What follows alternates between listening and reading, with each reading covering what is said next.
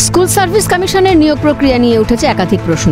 এই আবহে বৃহস্পতিবার এসএসসিকে দরাজ সার্টিফিকেট দিয়ে শিক্ষামন্ত্রী ব্রাত্য বসু বলেন, স্বচ্ছতা ও নিরপেক্ষতার সঙ্গে কাজ করছে এসএসসি। তারা যাতে নিয়োগ প্রক্রিয়ার কাজ 31শে ডিসেম্বরের মধ্যে সম্পন্ন করতে পারে সেটা নিশ্চিত করাই আমাদের কাজ।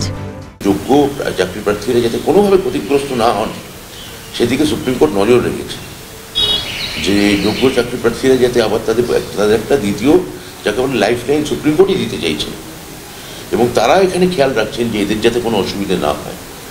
তো এখানে আপনারা যদি বিরোধীরা বলেন যে না এরা চাকরি পাবে না, এদের ক্ষেত্রে দ্বন্দ্ব আছে, আমরা সেটা মানতে রাজি নই।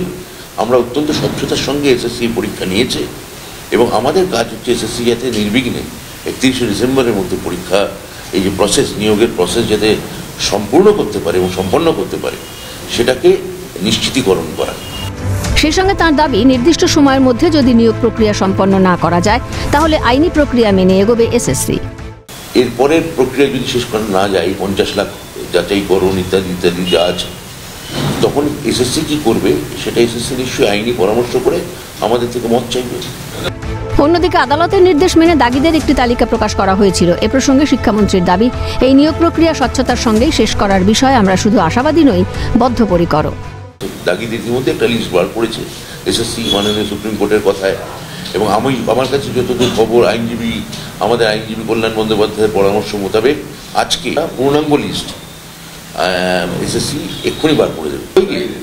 টেন্টেডদের যে লিস্ট, সম্পূর্ণ লিস্ট বার করবে। অর্থাৎ আদালত যা নির্দেশ দিচ্ছে এসএসসিকে সেটা অক্ষরে পালন করছে। এখনো এই নিয়োগ প্রক্রিয়া স্বচ্ছতার সঙ্গে শেষ করার ব্যাপারে শুধু আশাবাদী নয়, বদ্ধপরিকর। তার কথায় বিরোধী দলগুলো তো চেষ্টা করবেই যাতে মমতা বন্দ্যোপাধ্যায়ের সরকার নিয়োগ করতে না পারে। সেটা তাদের কাজ, আমাদের কাজ নিয়োগ করা। আমরা সেটা স্বচ্ছতার সঙ্গেই করব।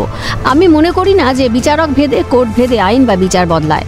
দেখুন, বিরোধীরা তো এই ধরনের চেষ্টা চালাবেই যাতে তৃণমূল কংগ্রেসের সরকার, মাননীয় মুখ্যমন্ত্রী মমতা বন্দ্যোপাধ্যায়ের সরকার যাতে নিয়োগটা করতে না পারে। সেটা বিরোধীদের দিক থেকে যারা চেষ্টা করছেন সেটা বিরোধীদের কাজ। আমাদের কাজ নিয়োগ দেওয়া, আমরা সেটা এবং স্বচ্ছতার সঙ্গে দেওয়া। বিরোধীদের কাজ করবে। এবার আমি মনে করছি না যে বিচারক ভেদে বা কোর্ট ভেদে আইন বা বিচার বদলায়। কেউ ভাবতে পারে এই হাইকোর্টে এসছে, আমি মনে করি না যে কোনো বিচারপতি এইভাবে বায়াস করতে পারে। অভিযোগ, নিয়োগ প্রক্রিয়া নিয়ে এসএসসি কোনো সিদ্ধান্ত নিলেই দায়ের হচ্ছে মামলা। এ প্রসঙ্গে ব্রাত্যর সাফ জবাব, মামলা হলে হবে, বিচারকদের দেখা গিয়েছে পক্ষপাত করতে।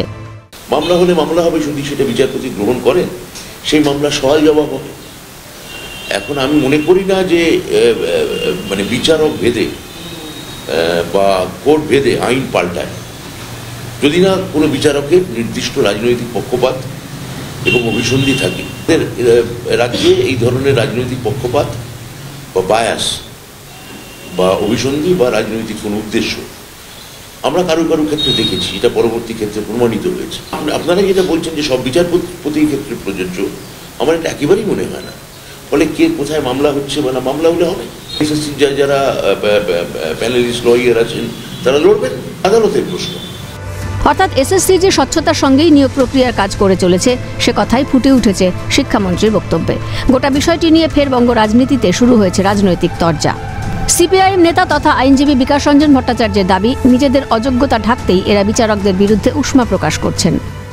গোটা বিচার ব্যবস্থার বিরুদ্ধেই ওদের জিহাদ আজকে থেকে নয়, যখনই যেখানে মামলা হয়েছে সেখানে ব্রাত্যবাবুরা বা তাদের কৌশলীরা আগে ঠাড়ে কথা বলার চেষ্টা করেছেন যে বিচারপতিরা পক্ষপাত দুষ্ট। একের পর এক বিচারপতি, কি বলবেন এদের সামান্যতম নীতি নৈতিকতা সততা নেই।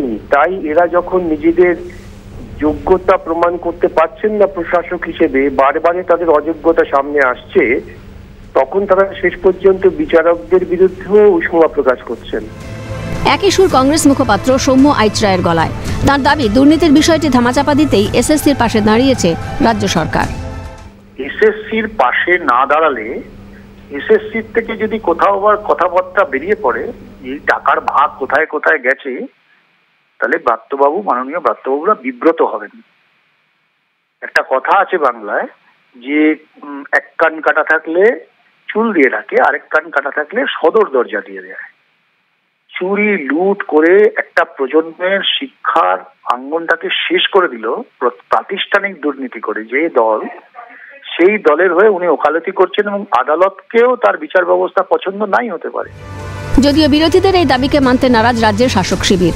তৃণমূল নেতা তথা আইনজীবী বৈশ্বনাথ চট্টোপাধ্যায়ের পাল্টা দাবি, চাকরি আটকানোর জন্য কিছু মানুষ একটার পর একটা মামলা করছেন, যার জেরে গোটা বিষয়টি জট পাকিয়ে যাচ্ছে। কিছু মানুষ আছেন যে চাকরিটাকে আটকানোর জন্য একটার পর একটা মামলা করছেন এবং সেই মামলার ফলে পুরো ব্যাপারটা জট পাকিয়ে যাচ্ছে। আর প্রতিদিনই এসে একটা না একটা নতুন নতুন পয়েন্ট উঠছে, ইস্যু উঠছে, যার ফলে হিয়ারিংটাও ডিলেড হচ্ছে। এই অবস্থায় এসএসসি কত দ্রুত নিয়োগ প্রক্রিয়ার কাজ সম্পন্ন করতে পারে সেটাই এখন দেখার। ক্যামেরায় কিশোর মুখোপাধ্যায়ের সঙ্গে সায়ন্তন ভট্টাচার্যের রিপোর্ট, ক্যালকাটা নিউজ।